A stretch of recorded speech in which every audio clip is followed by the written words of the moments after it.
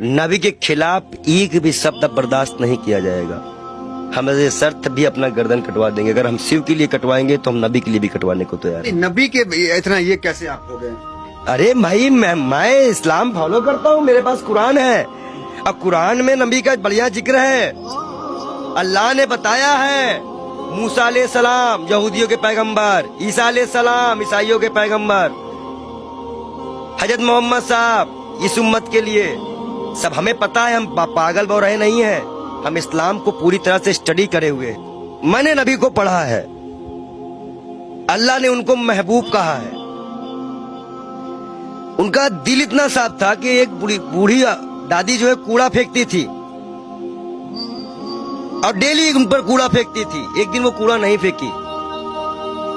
हमारे नबी ने उनका हालचाल लेने उनके घर गए थे।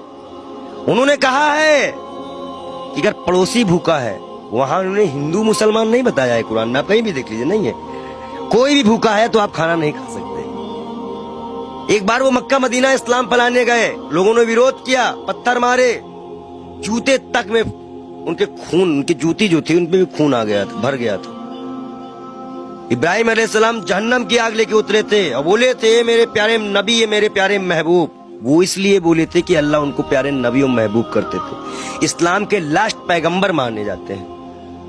उन्हीं की उम्मत जो है अल्लाह की बारगाह में जाएगी, सुनवाई होगी।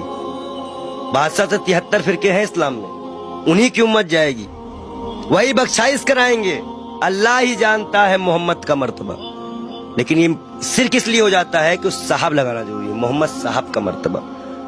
वो कोई एक सिंगल नाम भी उनका कोई नहीं लेता है तो दुख हो जाता है। नबी के बारे में और सुनिए। वो एक दिन गुजर रहे थे, शराब कोई बहुत इस्लाम में बहुत पुराने से हराम नहीं थी। शराब यहाँ हराम की गई, उनके उम्मत में हराम की गई, उनके सामने हराम की गई, उन्होंने हराम की। उन्हें मुसलमानों को हिदायत दी कि हर वो नशा हराम है तो इस्लाम में तुम्हारा पैर डगमगा दे। उन्होंने नशा भी हराम कराया था। क्या उनकी ये बातें नहीं दिल में छूती है?